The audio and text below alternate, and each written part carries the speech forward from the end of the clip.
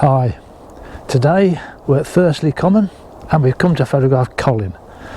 Now if you photograph birds and you live in the UK and you don't know who Colin is, where have you been?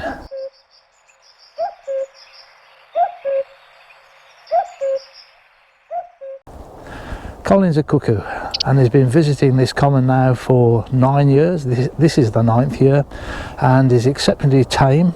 People have been feeding him with mealworms and you don't need a hide or anything. You just sit out in the open and he comes down in front of you. Thousands of photographers must have photographed him by now. It's an extremely well-known sight and it can certainly pull in the crowds. It's probably about a 20-minute walk from the car park and well worth carrying some sort of camping stool with you, because you may have to wait a while. So this is Jeff, who I fortunately met on the common when I couldn't find the cuckoo, but Jeff knew where he was going, so I followed him in. And when you get there, you sit down and you wait a while, and sometimes it can be quite a while, but this year very successful. Colin the Cuckoo appears, takes no notice of the people whatsoever. He's very brazen and very old for a cuckoo as well, at least 9 years of age. What he never did for me, and he's never done before when I've been there, this is my 3rd visit, he doesn't cuckoo on the branch. Other people have said he does occasionally, but it's not a regular thing.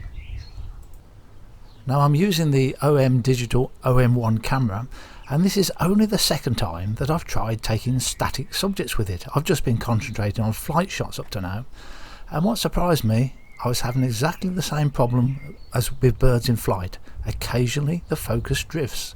So I'm still shooting at 50 frames per second and it will just lose focus for 1, 2 or maybe 3 frames and then jump back in again. I wasn't expecting that with a bird sitting on a branch. I am still using the bird tracking and still 50 frames per second, because it's not just bird on the branch pictures I want. It's flying from time to time and I'm trying to get it while it's in flight.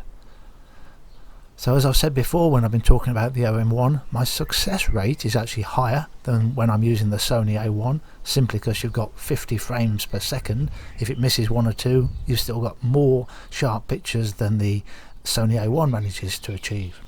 Other birds coming in were stonechats, a female and a male, and they were very regular visitors. On previous years there's been redstarts, but not this year. A male blackbird.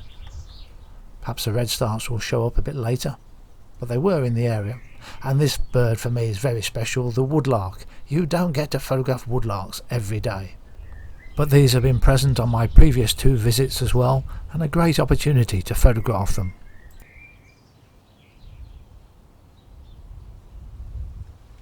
And just a few stills pictures that I took. ISO would be 1600. Shutter speed really doesn't matter, it can be anything from very slow to very high. And I'm usually these days shooting wide open. In my Canon days I used to close down the lens by 1 or 2 stops on a regular basis. It's not very often that I close down the lens using Micro Four Third, because you already get 2 extra stops of depth of field. And all of the video and all of the stills pictures are taken with the 150 to 400mm. I have done my own cuckoos in the past where you would normally have to use a hide, but cuckoos are becoming scarcer and they're certainly nowhere near as common as they used to be in the Midlands. And the woodlark, fortunately coming up on a log because the grass was rather long this year. In previous years it's been very short grass and you could photograph the bird as it walked across it. And then we had to go at flight shots. Whether I'm using the OM-1 or the Sony A1, they are both absolutely amazing at doing this. Cuckoo coming towards you and it can track it and keep it in focus. And with the OM-1, it's most of the time it manages to keep it in focus.